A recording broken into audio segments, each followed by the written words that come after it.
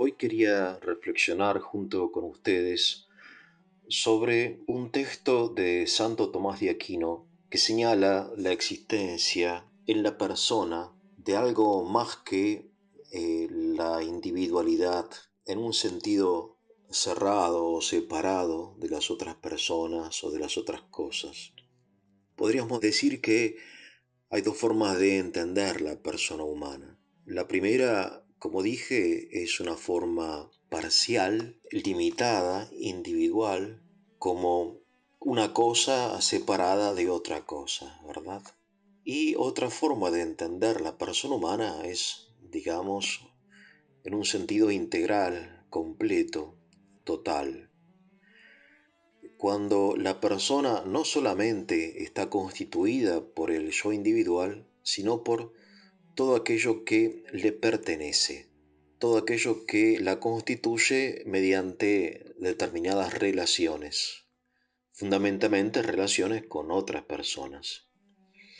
Esto Santo Tomás no lo dice directamente, sino que lo sugiere en su tratado acerca de la ira, es decir, esa reacción emocional que todos nosotros sentimos cuando nos injurian, nos ofenden, nos desprecian o como decimos en la Argentina, nos ningunean.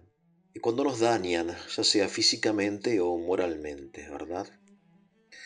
Bien, entonces Tomás se pregunta si toda ira es una reacción contra una determinada injuria. Y él piensa que sí, sin embargo, como hace habitualmente, él trae objeciones contra su propia postura. Y se pregunta por qué, si la ira es una respuesta a la injuria que recibe una persona, por qué se enoja, por ejemplo, cuando no es injuriada, ¿no? Y dice, citando a Aristóteles, los filósofos o los estudiosos de filosofía se ofenden, se sienten injuriados cuando alguien desprecia la filosofía.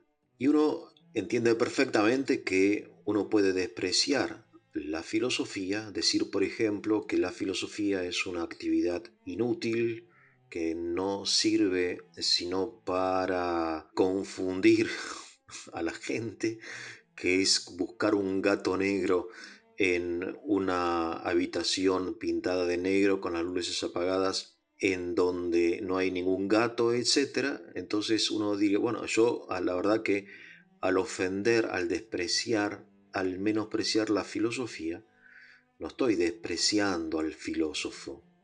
Es decir, no tiene por qué enojarse y sin embargo, de hecho, como señala Aristóteles, no solamente la filosofía, sino toda actividad que las personas realizan con pasión, toda vocación, ¿no?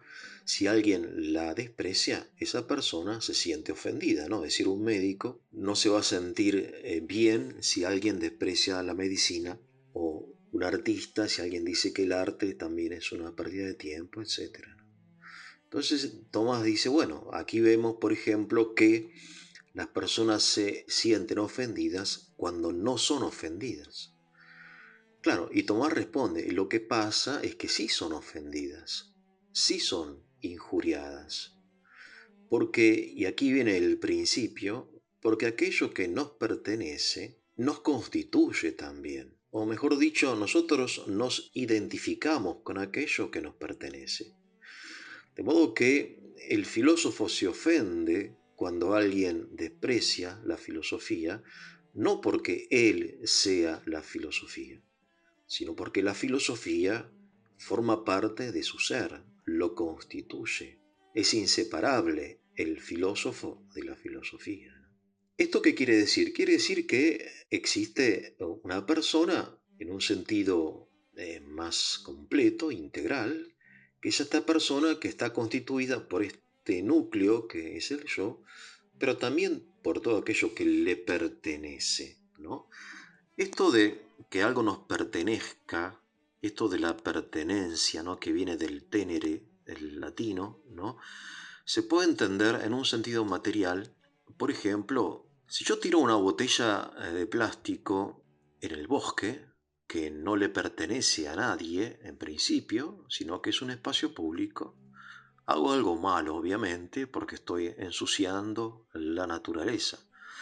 Pero si tiro esa misma botella en el jardín de mi vecino y él me ve, él se va a sentir ofendido. ¿Por qué? Y porque en cierto sentido el jardín es la continuación de mi vecino. Él se siente ofendido porque en un sentido completo e integral, el jardín también forma parte de su ser. Obviamente no de la misma forma en que forma parte de su ser sus hijos o sus padres o sus creencias, ¿no? Fíjense ustedes que en las lenguas europeas en general, cuando uno quiere ofender gravemente a una persona, lo que hace no es ofenderla directamente, sino insultar a su madre, ¿no? Ustedes saben a lo que me refiero, y esta costumbre vulgar, ofensiva, se encuentra en muchas lenguas, ¿no? Se ofende a la madre. ¿Y por qué? Bueno, porque al ofender a mi madre, en realidad me ofende a mí, porque ella me pertenece, ella está junto a mí, es parte de mí. Es decir, no es algo exterior a mí como puede ser el jardín, sino que es algo interior, es una relación sustancial que yo tengo, no es accidental, no es material, ¿no? Hay como una compenetración. Esto que es un hecho, no es fácil de explicarlo, pero todos nosotros lo sabemos, aunque no lo sepamos explicar, el hecho de que dos seres se compenetren, ¿no? De modo que esta pertenencia de mi madre es absolutamente distinta que la pertenencia que puede sentir mi vecino con su jardín, ¿no? Les doy otro ejemplo que es actual porque en Europa hace algunos años y hasta el día de hoy se discute acerca de si es lícito ofender una determinada creencia religiosa, ¿no? Entonces hay quienes defienden la licitud diciendo que la libertad de expresión nunca debe ser limitada. De modo que si una persona, cualquiera, un periodista por ejemplo, cree que la Biblia es una fantasía o que el Corán es un libro escrito por ignorantes, etcétera, tiene el derecho de decirlo, porque debe haber libertad de expresión.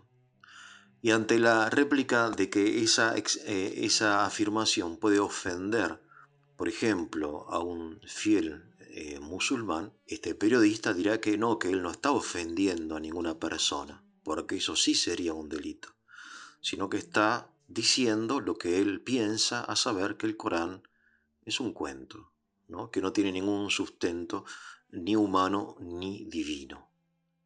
Y sin embargo, nosotros sentimos que esta distinción es una distinción artificial, o sea que procede del racionalismo occidental, ¿no?